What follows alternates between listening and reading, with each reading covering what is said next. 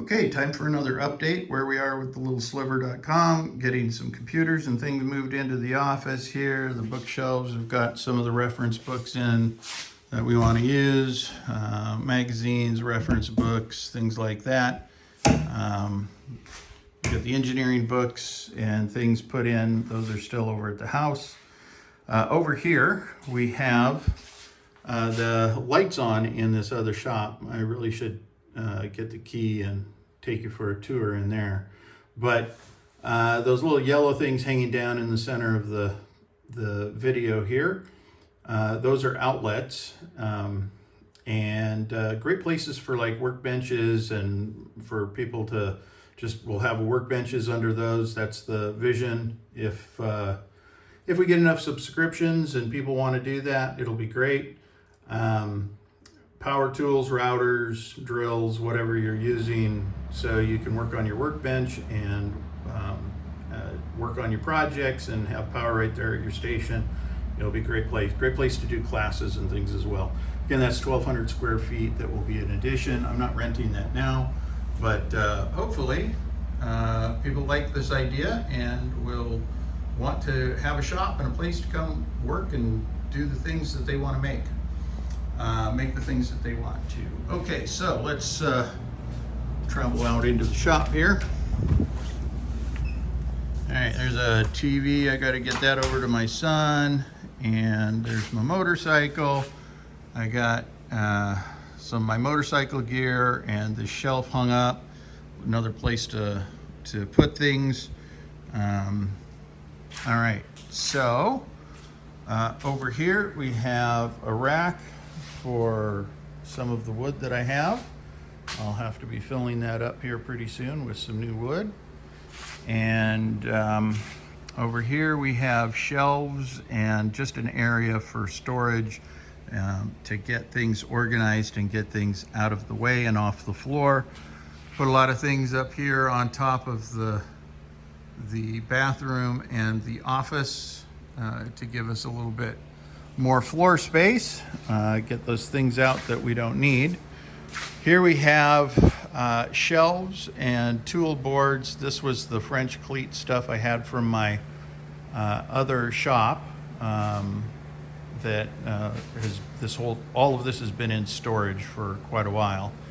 And I don't think we're going to keep all of this, these tool boards and all of this stuff. We'll build some cabinets back here. I think I mentioned that in the previous video. So that is to that outlet. I think it's about 18 feet to the corner and another 12 feet to the door. All of that will be counter space. The chop saw will be kind of situated where it is, but on that counter. And then we'll take all this French cleat stuff down and we'll put cabinets up and then relocate all of these tools and all of this stuff into those cabinets. So we'll have a nice organized shop and an organized place to put with everything. Here's this cherry workbench, 100% cherry wood. My dad found a whole bunch of old cherry cants down when he was down in Arkansas. And he could not stand the thought of them burning or turning that cherry into pallet wood, but that's the wood they have down there, and that's often what they use. So they use that, and they use walnut. And so he had a lot of cherry and walnut cants, in fact, a whole shed filled with it. We called it the rescue shed.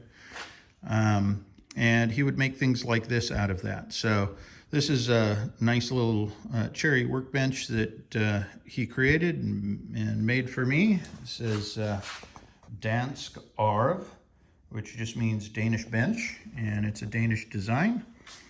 It's got this shoulder vise. It's got a tail vise down here on this end, and then this little doodad here looks like a kind of a giant hammer. Just has pegs in it, or holes for pegs in it, and you put the peg at the height that you need for the depth of board that you're planing, and you clamp it in that shoulder vise and do your work here. I love working at this bench. There's something just so unique about it. It's just fun. It's got a nice depth to it. It's like sitting at a cherry desk where you're working with sharp tools, and it's just fun.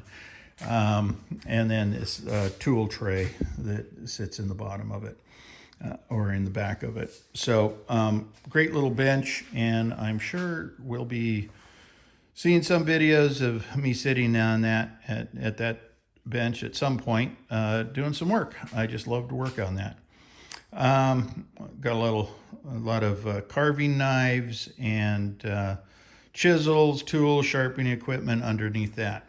Okay, let's see. The back corner will do the drill press. I think I'll take one of these. I have 2 extra tool boards that I never used, and we're just kind of sitting around. And I think I'll convert one of those made out of Baltic birch and plywood, and I think I'll put that on the drill press and make a drill press table. Got the hiccups, excuse me. There's the lathe and the tools for the lathe. We'll do a little lathe work at some point. There's the jointer. That just needs to be resurfaced. We'll get that. Well, that'll be a upcoming video where we resurface a lot of these tools.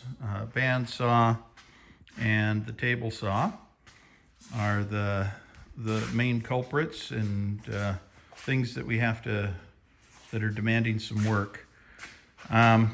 Okay, that's where we are. I got a little level set up. I was out here scoping out the walls and how high I wanted my cabinets to be. Been doing a little bit of CAD work for those, and we'll probably make those files available for everybody. I've been doing them in FreeCAD, and FreeCAD is a pain in the butt. It's got a lot of quirks and problems with it, and so there's a lot of fiddly stuff that you have to do with that. That pointing at the boat, let me know if you want to see a video on this. Otherwise, I'll just sand it and do it. But I need to sand the interior of that boat. It's been epoxied, and then I need to put a polyurethane UV coat on that. I really don't want to take the time to do it, but I promised my wife I would have it ready for next summer. And so I've got to get on that. And if I put it on the wall now, it won't be ready because I'll find a million other projects to do. So while it's sitting here in the way, and I'm going to have to move it anyway to get it up onto the wall, I might as well just get down and dirty and get it done, get the brass polished up. I have to order a little piece for the mast on that sail, which I better get out after so it comes in, and then I'll get that sanded and cleaned up, and then I think I'll put it up on that wall and cover up that ugly spot or do something with it there. And that's the update. That's where we are, folks. Just working it little by little and getting this stuff put away, organized, and getting this shop ready for others to use. We'll probably offer limited kind of membership to a few first people in Redmond who are interested in what we're doing. And once we become a little overcrowded in here with these tools, we will get that other space, open up that door there, and make it available for more people. And we'll get this community rocking and rolling on woodworking. I can't wait to see what other people want to create with all of this space and tools. All right, guys, thanks so much for your attention. Don't forget to like and subscribe to the videos if you like what we're doing and you like the progress. All right, take care.